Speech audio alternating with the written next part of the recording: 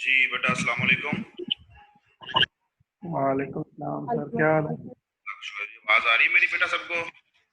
हाँ जी sir.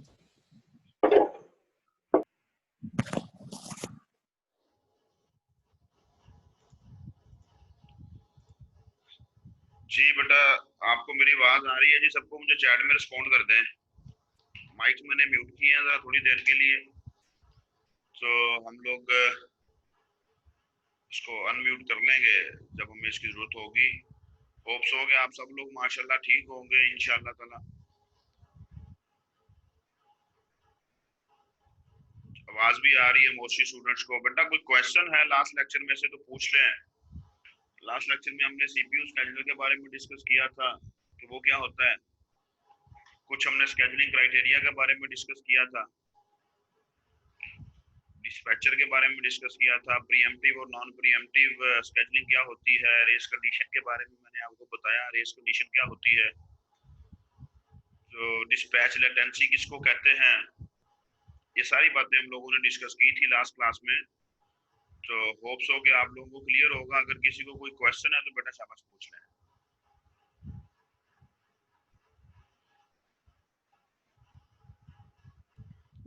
Dispatcher और CPU scheduler जो है, इन दोनों के दरमियान जो डिफरेंस है, इन दोनों का जो कॉन्सेप्ट है, ये देखने में तो सेम लगता है, लेकिन आपने इन दोनों को मिक्स नहीं करना, आपने कंफ्यूज नहीं होना इन दोनों में। ठीक है जी। जो सीपीयू स्केड्यूलर और डिस्पैचर का कॉन्सेप्ट है वो अप्रोक्सीमेटली हमें देखने में सेम लगता है, लेकिन अंडरस्टैंडिंग करेंगे तो आप फिर कंफ्यूजन नहीं होगी। तो आपने कंफ्यूज नहीं होना इन दोनों के बारे में। सीपीयू स्केड्यूलर का काम सेपरेट है और डिस्पैचर का काम सेपरेट है। ठीक है।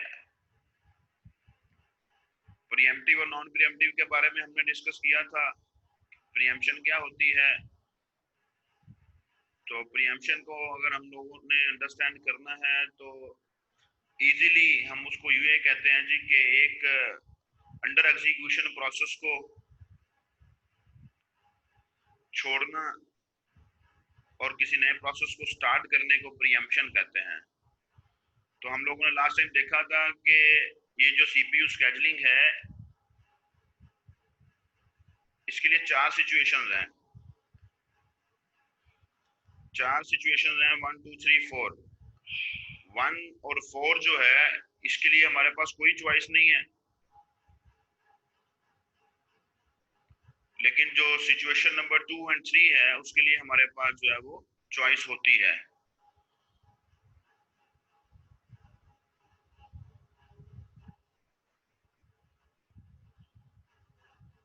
ठीक है जी बेटा।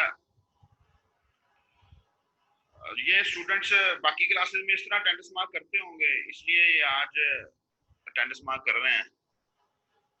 जी जी यार, मैंने बेटा मुझे लगता है मैंने नींद में आपसे बोला है कि अटेंडेंस मार्क करें। मुझे याद नहीं आ रहा, हो सकता है मैं नींद में होता हूँ। हम लोगों ने सीपीयू स्केड्यूलर के बारे में डिस्कस किया था बेटा, प्रीएम्पशन और नॉन प्रीएम्पशन के बारे में डिस्कस किया, और फिर हमने रेस कंडीशन के बारे में मैंने आपको बताया। लास्ट आपको याद होगा कि मैंने बोला था लास्ट चैप्टर में कि रेस कंडीशन पढ़ लीजिएगा। होप्स हो कि आप लोग बड़े अच्छे बच्चे हैं, आप लोगों ने पढ़ लिया होगा। मैंने आपको लास्ट टाइम बता भी दिया था कि रेस कंडीशन क्या होती है, और यहाँ भी उसकी एग्जांपल जो थी वो भी यहाँ लिखी हुई थी। तो कोई क्वेश्चन बेटा यहाँ तक किसी को स्केड्यूलिंग क्राइटेरिया तक? कोई क्वेश्चन नहीं है जी? तो नेक्स्ट मूव करते हैं। शाहजेब कोई क्वेश्चन आपको? जी शाहजेब को कोई क्वेश्चन नहीं है। एक स्टूडेंट 1619 आंसर जो है, इसको बेटा कोई क्वेश्चन है? इसको कोई क्वेश्चन नहीं है। हाशिम अली कोई क्वेश्चन आपको? महजेब हैदर बेटा क्वेश्चन? नईमुल्ला, राबिया अशरफ, कोई क्वेश्चन नहीं है जी। चलें, वेरी गुड। नेक्स्ट मूव करते हैं बेटा। अच्छा, हम लोग ये स्केड्यूलिंग क्राइटेरिया पढ़ रहे थे। अब हमें ये देखना है कि ये जो स्केड्यूलिंग क्राइटेरिया है, अगर हम लोग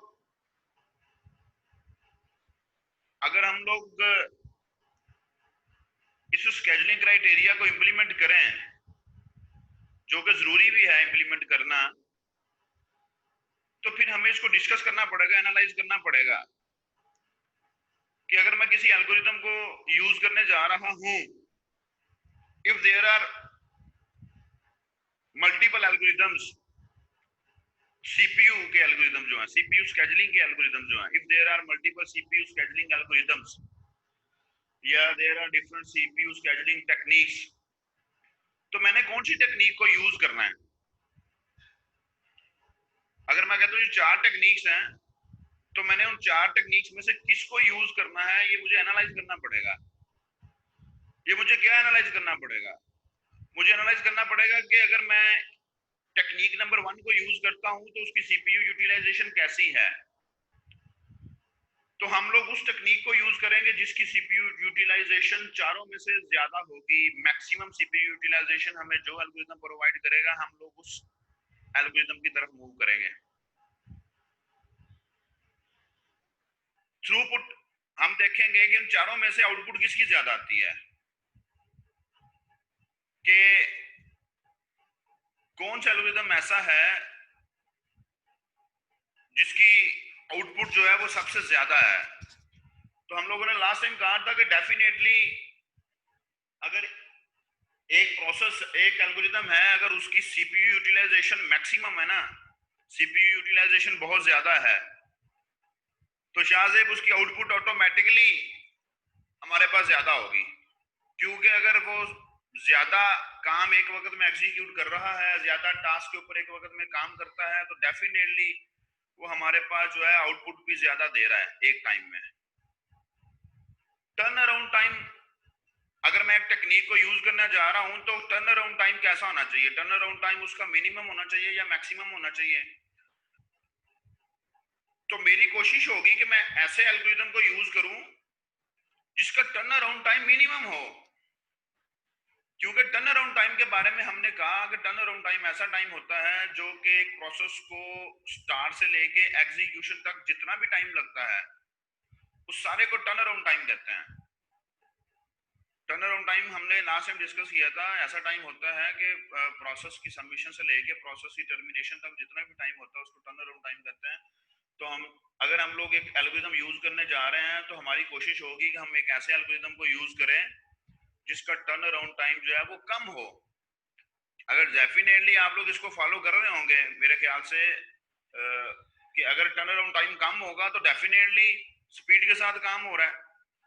जहां टर्न अराउंड टाइम किसी प्रोसेस का कम होगा तो इसका मतलब है वहां स्पीड के साथ काम हो रहा है। वेटिंग टाइम वो भी हमारे पास कम होना चाहिए। देखिए ये सारी स्लाइड, ये सारा कुछ लिखा हुआ है आपके सामने, ये नेक्स्ट स्लाइड में आ गया आपके सामने। डेफिनेटली मुझे वेट कम करना पड़े, वेट में जो टाइम गुजरेगा प्रोसेस का वो कम हो। क्योंकि अगर वेट का टाइम ज्यादा होगा ना तो डेफिनेटली टर्न अराउंड टाइम ज्यादा होगा। क्योंकि टर्न अराउंड टाइम सारे टाइम जितने भी टाइम्स होते हैं उन सबका एग्रीगेट होता है। तो टर्न अराउंड टाइम बेटा हमारे पास जो है, टर्न अराउंड टाइम हम कहते हैं कि उस एल्गोरिथम का मिनिमम होना चाहिए। तो जब टर्न अराउंड टाइम मिनिमम होगा ना तो डेफिनेटली फिर हमारे दूसरे टाइम भी मिनिमम होंगे, वेटिंग टाइम भी मिनिमम होगा, रिस्पांस टाइम भी मिनिमम होगा। क्योंकि अगर हम लोग मैक्सिमम की तरफ चले जाते हैं जी, मैक्सिमम वेटिंग टाइम, तो बेटा वो अल्टरनेटिव हो जाएगा, उसका उलट हो जाएगा। बेसिक अल्टरनेटिव नहीं, उसका इन्वर्ट हो जाएगा। इन्वर्ट से क्या मुराद है कि जितना ज्यादा वेटिंग टाइम होगा उतनी आपकी आउटपुट कम आएगी। ठीक है जी, और जितना ज्यादा वेटिंग टाइम होगा उतनी आपके सीपीयू की यूटिलाइजेशन कम होती है, क्योंकि ज्यादा टाइम तो वेट में गुजर रहा है, एग्जीक्यूशन में कम टाइम गुजर रहा है। सो जब भी एल्गोरिथम यूज किया जाता है तो इन 5 चीजों को देखा जाता है कि हमने कौन से एल्गोरिथम को यूज करना है। अगर मैं आप लोगों के सामने 4 एल्गोरिथम रख देता हूं और मैं उसको कहता हूं जी कि इस एल्गोरिथम की सीपीयू यूटिलाइजेशन मैक्सिमम है, इस एल्गोरिथम की सीपीयू यूटिलाइजेशन मिनिमम है, इस एल्गोरिथम का जो टर्न अराउंड टाइम है वो बहुत ज्यादा है, इस एल्गोरिथम का टर्न अराउंड टाइम कम है, इस एल्गोरिदम का वेटिंग टाइम कम है, इस एल्गोरिदम का वेटिंग टाइम ज्यादा है, तो फिर हम लोग एट द एंड कंक्लूड करेंगे कि मेरे लिए कौन सा एल्गोरिदम एफिशिएंट है। तो हमेशा जब भी एल्गोरिदम को यूज किया जाता है या एल्गोरिदम को यूज करना है, तो हमारे पास देखिए लिखा हुआ ना स्केड्यूलिंग एल्गोरिदम ऑप्टिमाइजेशन क्राइटेरिया। ठीक है जी, कि एक एल्गोरिदम को आप कहते हैं जी एल्गोरिदम जो है ना वो ज्यादा ऑप्टिमाइज है, उसका क्राइटेरिया क्या है? अगर वो ऑप्टिमाइज है तो फिर हम लोग इसमें 5 चीजें ये देखेंगे कि सीपीयू यूटिलाइजेशन कितनी है, हमें हमारी कोशिश होगी कि इस एल्गोरिदम की सीपीयू यूटिलाइजेशन मैक्सिमम हो, हमारी कोशिश होगी इस एल्गोरिदम की थ्रूपुट जो है वो मैक्सिमम हो, हमारी कोशिश होगी कि इस एल्गोरिदम का जो टर्न अराउंड टाइम है वो कम हो, वेटिंग टाइम कम हो, रिस्पांस टाइम कम हो, क्योंकि जितना waiting time, response time, turn around time कम होगा, इसका मतलब है उतनी जल्दी आपका प्रोसेस एग्जीक्यूट होगा, और जितनी जल्दी आपका प्रोसेस एग्जीक्यूट होगा तो उसका मतलब है कि आपकी जो थ्रूपुट है वो जल्दी ज्यादा है, और जितनी जल्दी आपकी आउटपुट स्पीड के साथ आ रही है, इसका मतलब है कि आपकी मैक्सिमम सीपीयू यूटिलाइजेशन हो रही है, सीपीयू बहुत ज्यादा काम कर रहा है, एफिशिएंटली वर्क कर रहा है। तो बेटा हमारे पास बेसिकली बेसिकली 4 बेसिक एल्गोरिदम्स हैं जो कि स्केड्यूलिंग एल्गोरिदम्स हैं, जिनको हम लोग स्केड्यूलिंग टेक्निक्स भी बोलते हैं और स्केड्यूलिंग एल्गोरिदम्स भी बोलते हैं। सो सबसे पहली जो टेक्निक है उसका नाम है first come first serve. First come first serve, ये फर्स्ट कम फर्स्ट सर्व इसके नाम से क्लियर है। फर्स्ट कम फर्स्ट सर्व से मुराद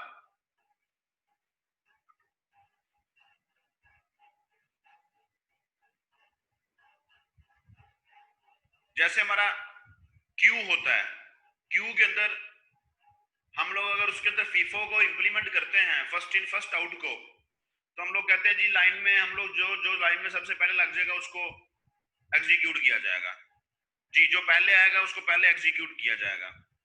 तो जैसे हम लोग नॉर्मली देखते हैं अपनी फीस सबमिशन के टाइम पे, नॉर्मली देखते हैं अपने जो बिल सबमिशन की टाइम में कि हमारे पास एक लाइन लगी होती है, जो सबसे पहले होता है उसकी फीस सबसे पहले सबमिट होती है, फिर दूसरे की, थर्ड की, फोर्थ एंड सो ऑन, जो कि एक क्यू का, एक लाइन का कॉन्सेप्ट है, एक क्यू का कॉन्सेप्ट है।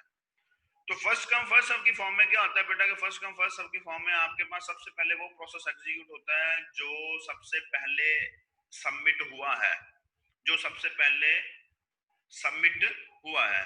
तो यहाँ पर आप लोगों के पास एक एग्जांपल है, उसने कहा जी यहाँ पर 3 प्रोसेसेस हैं, P1 P2 P3, उसका बस टाइम क्या है 24, बस टाइम P2 का 3 है, P3 का 3 है। बस टाइम बेसिकली कहते हैं एग्जीक्यूशन के टाइम को, बस टाइम किसको कहते हैं? एग्जीक्यूशन के टाइम को, कि इसको कंप्लीट करने में कितना टाइम लगेगा, इसको कंप्लीट करने में कितना टाइम, या एग्जीक्यूट करने में, इसको एग्जीक्यूट करने में कितना टाइम लगना है जी। मैं कहता हूँ इसको P1 को एग्जीक्यूट करने में 24 मिली सेकंड्स लगेंगे,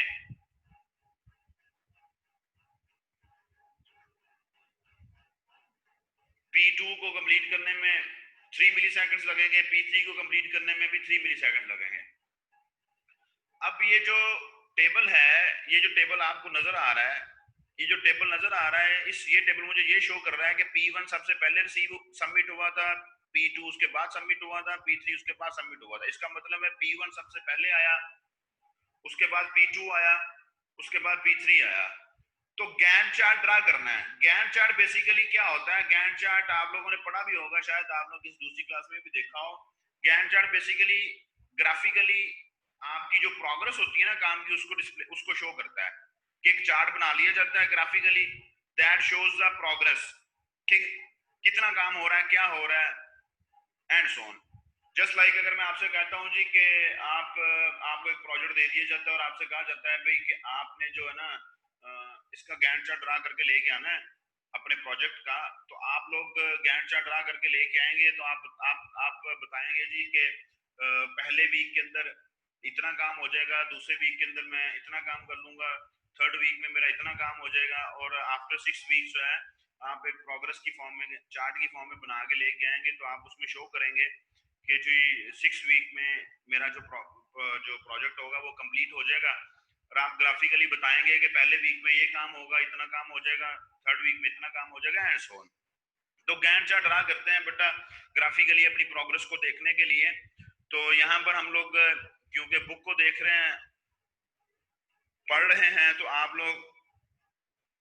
आप लोग यहाँ देखेंगे कि आप लोग गैंट चार्ट ड्रा करेंगे अकॉर्डिंगली से मुराद के जैसे हमें कॉन्सेप्ट दिया गया। अब हमारा कॉन्सेप्ट क्या है कि P1 सबसे पहले सबमिट हुआ है,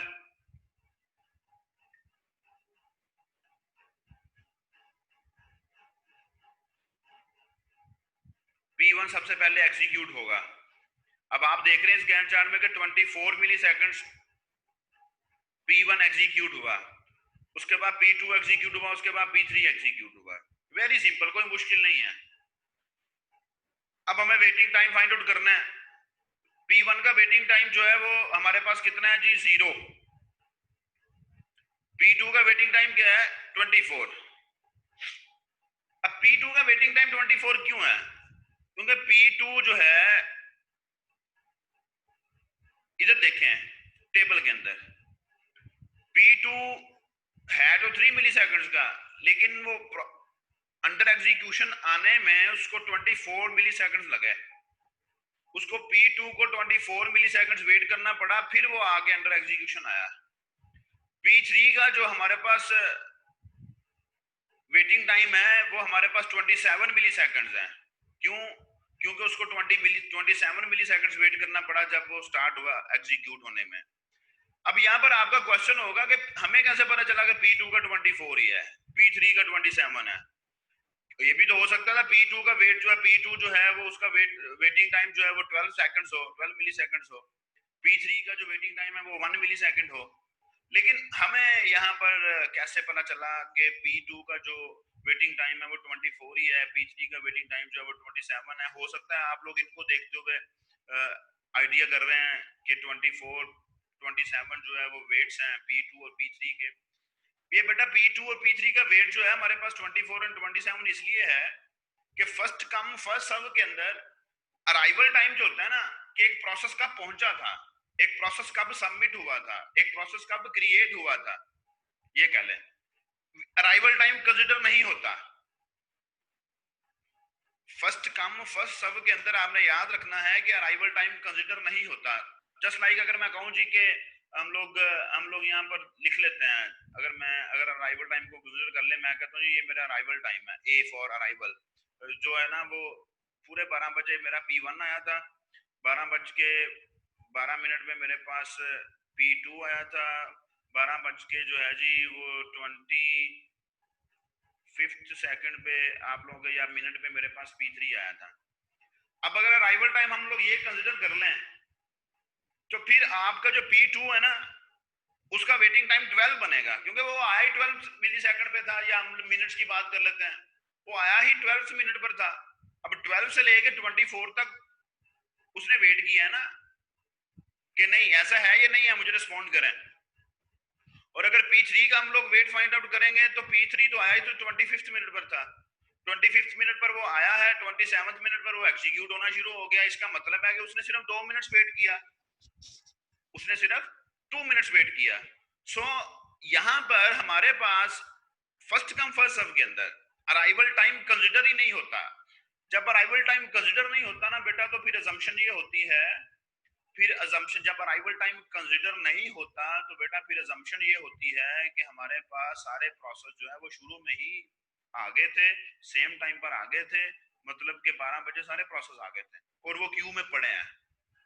ठीक है, अगर वो हम लोग ये अजम्पशन करते हैं जब अराइवल टाइम कंसीडर नहीं होता, तो अगर ये अजम्पशन की जाती है तो डेफिनेटली फिर अजम्पशन के हिसाब से क्या होता है कि हमारे पास जब अजम्पशन ये है कि ये शुरू में ही आ गए थे, सेम टाइम पे सब लोग पहुंचे थे, तो डेफिनेटली फिर आपके पास P2 का वेटिंग टाइम 24 आया और P3 का वेटिंग टाइम जो है वो 27 आया। और एट द एंड हमारे पास जो है वो average waiting time find out करना होता है। एवरेज वेटिंग टाइम को फाइंड आउट करने का क्या तरीकाकार है, जितने भी प्रोसेसेस हैं उन सारे प्रोसेसेस के वेटिंग टाइम को ऐड किया जाता है और नंबर ऑफ प्रोसेसेस से डिवाइड कर दिया जाता है। बस टाइम से बेटा बस टाइम से अजम्पशन नहीं होती, नहीं मुल्ला, बस टाइम से अजम्पशन नहीं होनी कोई भी। ठीक है जी, arrival time first come first serve के अंदर अराइवल टाइम कंसीडर नहीं होता, ये कॉन्सेप्ट है। देखें, आप लोग जब फीस सबमिट करवाने जाते हैं ना, नहीं मुल्ला, तो किसी के पास एक फीस है, किसी के पास 2 फीसीज है, किसी के पास 4 फीसीज होती हैं। और 9 बजे बैंक खुलता है मैं आपको और बात बताता हूँ, मैं आपको बताता हूँ, 9 बजे बैंक खुलता है और आप लोग जो है ना, कोई 8 बजे जाके लाइन में लग जाता है ताकि मेरी जल्दी बारी आ जाए, कोई 8:15 बजे चला जाता है, कोई 9 बजे चला जाता है। लेकिन क्या आपके बैंक वाले ने कभी आपसे पूछा है भाई 8 बजे कौन आया, 8:15 बजे कौन आया, 8:30 बजे कौन आया, 8:25 पे कौन आया? कभी नहीं पूछा, ठीक है, कभी भी नहीं पूछा। उसकी रीजन क्या है कि उसका काम यह है कि फर्स्ट कम फर्स्ट सर्व। तो जब फर्स्ट कम फर्स्ट सर्व होता है ना, फिर अराइवल टाइम देखा नहीं जाता। होप्स हो कि आप फॉलो कर गए एग्जांपल को। जब भी हमारे पास ये होता है ना कि फर्स्ट कम फर्स्ट सर्व को सेव करना है, तो फिर अराइवल टाइम तो नहीं होता, ठीक है नहीं मुल्ला? ऑन द अदर अरबाज अदर बेटा, ये बस टाइम की जो वैल्यूज लिखी है ना, ये एग्जांपल के तौर पर लिखी हुई हैं। ये वो टाइम हमने तो यहाँ एग्जांपल समझना है ना इसको, फर्स्ट कम फर्स्ट सर्व को। अदरवाइज बस्ट टाइम वो टाइम होता है जो टाइम आपके प्रोसेसर पर गुजरता है, आपके प्रोसेस का। बस्ट टाइम उस टाइम को कहते हैं जो कि आपका प्रोसेसर किसी प्रोसेस के अगेंस्ट यूज करता है उस टाइम को, तो इसको एग्जीक्यूशन टाइम भी बोलते हैं बस्ट टाइम को। सो 24 मिली सेकेंड्स, 24 मिली सेकेंड जो है वो आपका P1 एग्जीक्यूट होता रहा, तो P2 भी वेट करता रहा, P3 भी वेट करता रहा। उनके हमने वेटिंग टाइम फाइंड आउट किए लुकिंग दैट गैंट चार्ट। हमने यहाँ से उनके वेटिंग टाइम फाइंड आउट कर लिया। और waiting average waiting time find out करने का तरीकाकार बेटा ये है कि आप लोग जितने भी प्रोसेसेस हैं उनके वेटिंग टाइम उनको ऐड करेंगे, उनके वेटिंग टाइम्स को ऐड करेंगे, ऐड करके नंबर ऑफ प्रोसेसेस पे डिवाइड कर देंगे। हमने इनके वेटिंग टाइम्स को ऐड किया और मैं हमारे पास कितने प्रोसेस थे, 3 प्रोसेस से उनको डिवाइड कर दिया, तो हमारे पास एवरेज वेटिंग टाइम जो है वो 17 आ गया। एवरेज वेटिंग टाइम कितना आ गया? 17। अब इस प्रोसेस के अंदर, इस टेक्निक के अंदर बेटा हमारे पास जो है वो प्रॉब्लम बताया गया है। एक मेजर प्रॉब्लम है इस टेक्निक में।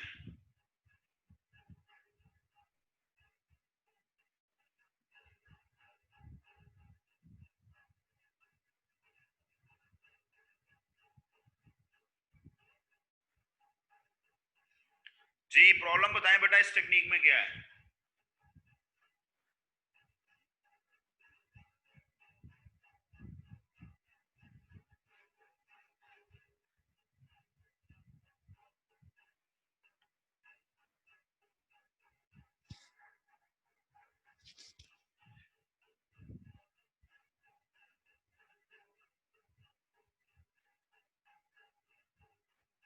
जी आप 1601 क्या कह रही है जी? 1 मिनट जरा मुझे पढ़ने दें इसको, मैं थोड़ा सा इसको ऊपर करता हूँ।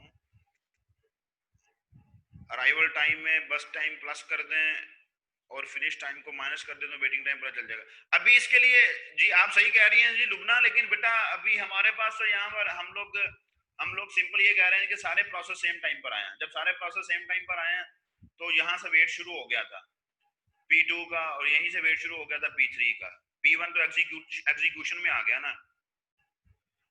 अच्छा जी, इकरा नूरीन शॉर्ट टाइम वाला भी पहले एग्जीक्यूट कर सकते हैं। शॉर्ट टाइम वाला पहले एग्जीक्यूट नहीं ना बेटा होना, उसकी रीजन ये है कि हम फर्स्ट कम फर्स्ट सर्व की बात कर रहे हैं, the other process will wait for it. जी ठीक है, सभी लोग ठीक कह रहे हैं, लेकिन जरा मेरी बात को कंसंट्रेशन के साथ सुने। 3 मिली सेकेंड्स की काम के लिए, 3 मिली सेकेंड्स के काम के लिए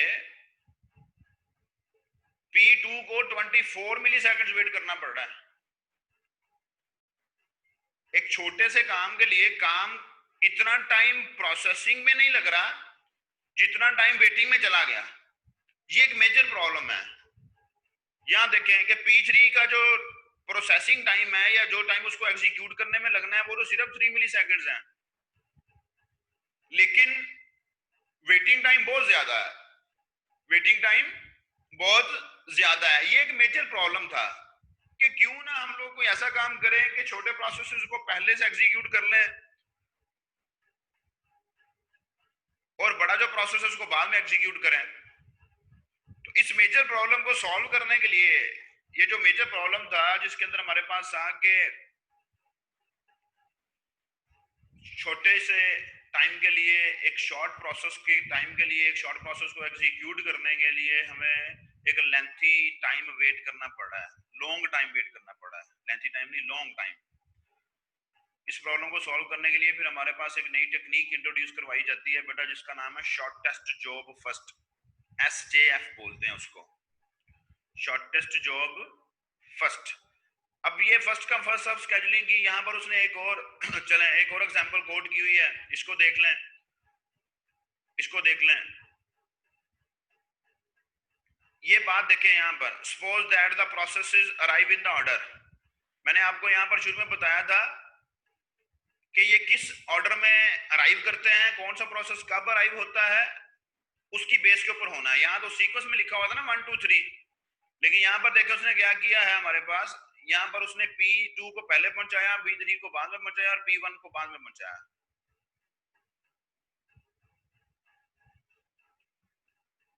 जी SJF से हम सिफारिश करके काम करवा लेते हैं, बिल्कुल सही कह रहे हैं, लेकिन उससे पहले एक और एग्जांपल देख लें, ठीक है जी। तो बेटा कौन सा प्रोसेस पहले आया उसने सर्व होना है, फर्स्ट कम फर्स्ट सर्व, ये फर्स्ट कम फर्स्ट सर्व का रूल है।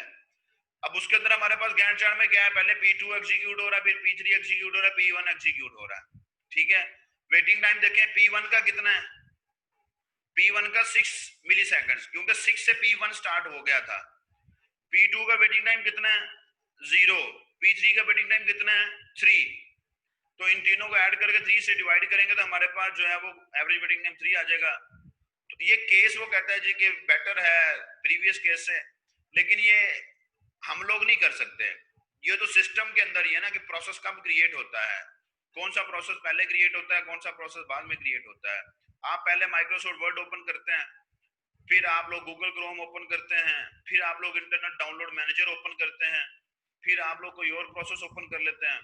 तो ये तो केस जो है ये तो वहां पर डिपेंड करता है कि कौन से प्रोसेस लेंथी है, कौन से प्रोसेस शॉर्ट है, किस प्रोसेस का वेट कितना बनेगा, किस प्रोसेस का वेट कितना नहीं बनेगा, ठीक है जी। अब यहाँ पर जो मैंने आपको प्रॉब्लम बताया वो यहाँ प्रॉब्लम उसने लिखा हुआ है, ये देखें, short processes behind long processes.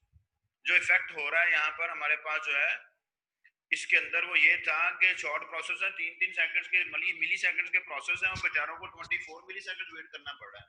कि एक स्टूडेंट ऐसा है जिसके पास एक फीस होती है, उसने सिर्फ अपनी फीस ही सबमिट करवानी है क्योंकि उसकी किसी के साथ बनती नहीं है, सही है ना। एक स्टूडेंट ऐसा है उसकी अपनी क्लास फेलोज में से किसी के साथ नहीं बनती, वो कहता है मैं जाके जो है ना बस फीस एक जमा करवा दूंगा। लेकिन एक स्टूडेंट ऐसा है उसकी मोस्टली स्टूडेंट्स के साथ बनती है, उसने पूरे ग्रुप के वाउचर जो है ना पकड़े हुए हैं अपने पास, 4-5 वाउचर उसके पास हैं।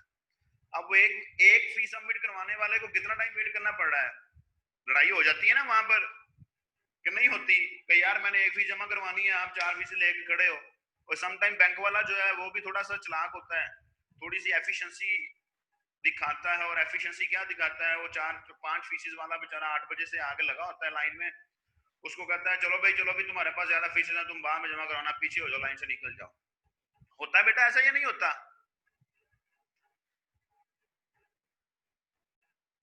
तो जी शाज़े भी इसी वजह से ना, क्योंकि आपकी लोगों के साथ बनती है, आप अच्छे बच्चे हैं, आप अच्छे बच्चे हैं तो फिर आप लोगों की बात मान जाते हैं, आप हेल्प कर देते हैं लोगों की, लेकिन कुछ लोग नहीं करते हैं।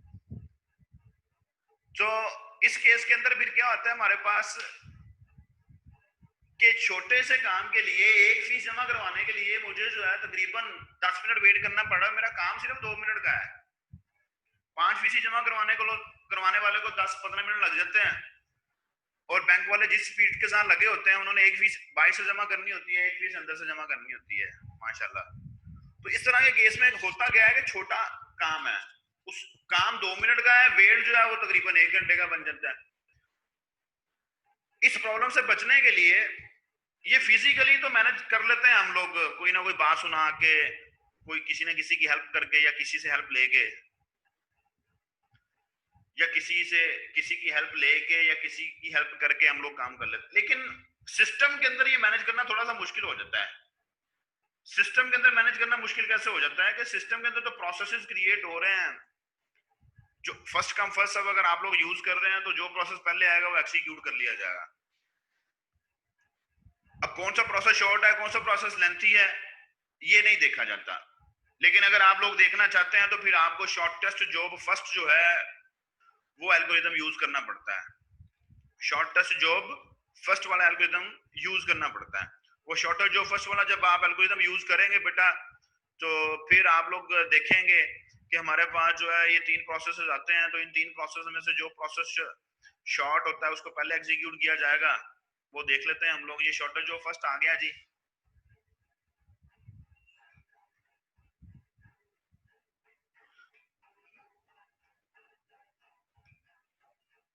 ये इसकी एग्जांपल आ गई आपके सामने, इसकी एग्जांपल देख लें। इसकी एग्जांपल के अंदर उसने 4 प्रोसेसेस दिए हुए हैं और सबसे पहले उसने प्रोसेस P4 को एग्जीक्यूट किया। सबसे पहले उसने प्रोसेस P4 को एग्जीक्यूट किया। क्यों P4 को एग्जीक्यूट किया?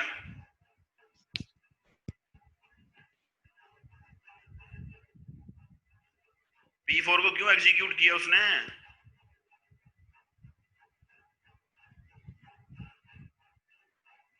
क्योंकि वो सबसे शॉर्ट है, क्योंकि वो सबसे ज्यादा शॉर्ट है और शॉर्टेस्ट जॉब फर्स्ट ही हम पढ़ रहे हैं। शॉर्टेस्ट जॉब फर्स्ट ही हम लोग एग्जीक्यूट कर रहे हैं। अब P4 सबसे ज्यादा शॉर्ट था बेटा, जिसकी वजह से P4 को सबसे पहले एग्जीक्यूट किया गया। फिर रिमेनिंग 3 प्रोसेस से P1, P2, P3, इन तीनों को कंपेयर किया गया और कंपैरिजन करने के बाद फाइंड आउट हुआ कि हमारे पास P1 जो है वो शॉर्ट है। P1 को एग्जीक्यूट किया गया, आप लोग देख रहे हैं गैंट चार्ट के अंदर। जी फहद मैं बताता हूं। फिर हमारे पास 8 और 7 P2 और P3 रह गए, इन दोनों को कंपेयर किया गया तो P3 जो है वो शॉर्ट निकला। फिर हम लोगों ने उसको 7 मिनट्स एग्जीक्यूट किया और देन हमारे पास एट द एंड एक प्रोसेस रह गया था P2, उसका जो बर्स्ट टाइम था वो 8 था, वो सबसे ज्यादा लेंथी था, दैट्स व्हाई उसको सबसे लास्ट पे एग्जीक्यूट किया गया। जब आप लोग यहाँ पर वेटिंग टाइम फाइंड आउट कर रहे हैं तो वेटिंग टाइम आपने सीक्वेंस में फाइंड आउट करना है। P1 का वेटिंग टाइम 3 है, आप देख रहे हैं, तो यहाँ पर 3 लिख दिया गया। P2 का वेटिंग टाइम 16 है, यहाँ देखते हैं तो ये 16 लिखा हुआ है हमने। P3 का वेटिंग टाइम जो है वो 9 है, वो 9 आ गया। P4 का वेटिंग टाइम जो 0 है वो 0 आ गया, डिवाइडेड बाय 4। ये मैं आपको शुरू में बता के आया हूँ कि आपके जितने भी प्रोसेसेस हैं उन प्रोसेसेस का जो वेटिंग टाइम है उनको ऐड करके उनको डिवाइड कर देते हैं नंबर ऑफ प्रोसेसेस के साथ, तो आपके पास जो है वो वेटिंग टाइम निकल आता है। अब यहाँ पर जो फहद का क्वेश्चन है ना, ये बड़ा अच्छा क्वेश्चन है। जो शॉर्टेस्ट जॉब फर्स्ट होता है ना बेटा, शॉर्टेस्ट जॉब फर्स्ट प्रीएम्प्टिव भी होता है और नॉन प्रीएम्प्टिव भी होता है। प्रीएम्प्टिव भी होता है और नॉन प्रीएम्प्टिव भी होता है। अब हम लोग ये प्रीएम्पशन और नॉन प्रीएम्पशन पढ़ के आए हुए हैं।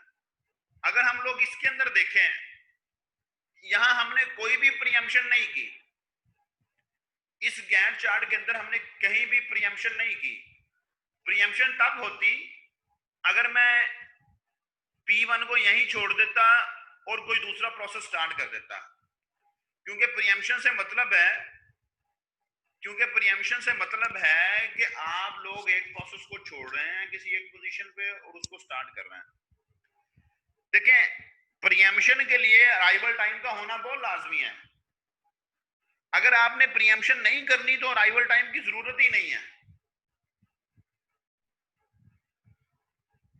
ठीक है, जब आपने प्रीएम्पशन नहीं करनी आपको, देन आपको अराइवल टाइम की जरूरत ही नहीं है, आपको अराइवल टाइम कंसीडर ही नहीं करना। जब अराइवल टाइम फाद कंसीडर ही नहीं होना बेटा, तो फिर इसका मतलब है कि सारे प्रोसेस सेम टाइम पर पहुंचे हैं। ठीक है जी फाद, होप सो कि आप फॉलो कर गए हैं। जी उस्मान बेटा, प्रीएम्पशन कब करनी है और कब नहीं करनी वो बताते हैं। वो कंडीशन हमें बताई जाती है, सिस्टम को पता चलता है कि मैंने यहाँ प्रीएम्पशन करनी है, यहाँ प्रीएम्पशन नहीं करनी। ये बातें अभी आगे जाके हमें और डिटेल में आनी है, लेकिन मैं आपको बताता हूँ। अभी हमारे पास जो एग्जांपल सामने की हुई है ना, ये एग्जांपल नॉन प्रीएम्प्टिव एसजेएफ की है। इसने लिखा नहीं है स्लाइड वाले ने, लेकिन ये नॉन प्रीएम्प्टिव एसजेएफ की, क्योंकि हम यहाँ पर कहीं भी प्रीएम्पशन नहीं कर रहे। जब हम यहाँ पर प्रीएम्पशन नहीं कर रहे तो हमारे पास कंसीडरेशन ये है कि हमारे पास अराइवल टाइम सबका सेम है और सब पे शुरू में ही पहुंचे हैं। जी बिल्कुल फाद, आप सही कह रहे हैं। ये जिस प्रोसेस को एक दफा स्टार्ट कर देगा उसको कंप्लीट करेगा, उसके दरमियान में कोई प्रीएम्पशन नहीं होनी, पूरा उसको कंप्लीट करने के बाद नेक्स्ट प्रोसेस की तरफ जाएगा। ठीक है जी, अब यहाँ पर आप लोग देखें कहीं भी प्रीएम्पशन नहीं हो रही है। प्रीएम्पशन होती कब है, जरा मेरी बात को कंसंट्रेशन के साथ सुनना है आपने। आप अपनी असाइनमेंट लिख रहे हैं, प्रीएम्पशन कब होती है? 12 बजे आपने अपनी असाइनमेंट टाइप करना शुरू कर दी, ठीक है, आपकी असाइनमेंट को 30 मिनट्स लगने हैं। एग्जाम्पल को जरा बेटा कंसंट्रेशन के साथ सुनना है, just to understand the preemption. आपकी असाइनमेंट को 30 मिनट्स लगने हैं। 12:10 पर आपकी मदर आपसे कहती हैं, आपकी अम्मी आपसे कहती हैं कि ये काम करो, ये काम शॉर्टेस्ट है। 12:10 पर आप कंपैरिजन करेंगे कि आपका जो प्रोसेस है, जो आप काम कर रहे हैं, उसको कितना टाइम लगना है, और जो मेरी वालदा मुझे काम करने के लिए कह रही हैं उसको कितना टाइम लगना है। तो जरा जल्दी से कंपैरिजन करके बताएं कि शॉर्ट कौन सा है दोनों में से।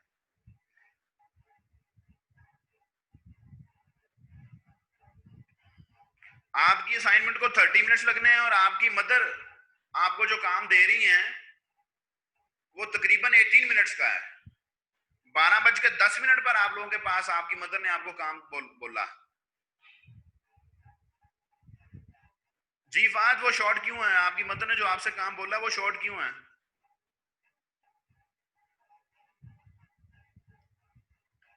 जी शाहजेब, आप सही कह रहे हैं, लेकिन मदर वाला काम शॉर्टेस्ट क्यों है दोनों में से? रीजन बताएं मुझे।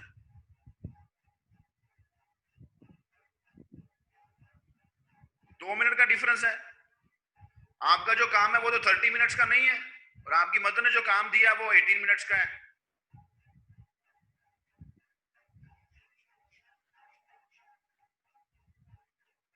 जी सुगना बेटा, अगर आप काम नहीं करेंगी जबरदस्ती तो फिर मार भी पड़ सकती है आपको।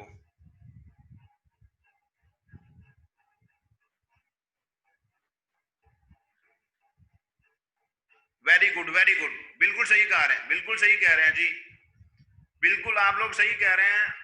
जो लोगों ने अंडरस्टैंड किया है वो बिल्कुल ठीक कह रहे हैं कि 12:10 पर मेरे पास नया काम आया था। अब हमने जो काम कर रहे हैं ना उसका रिमेनिंग टाइम कंपेयर करना है न्यू कमिंग प्रोसेस के टाइम के साथ, क्योंकि 10 मिनट तो आपने असाइनमेंट कर चुके हैं।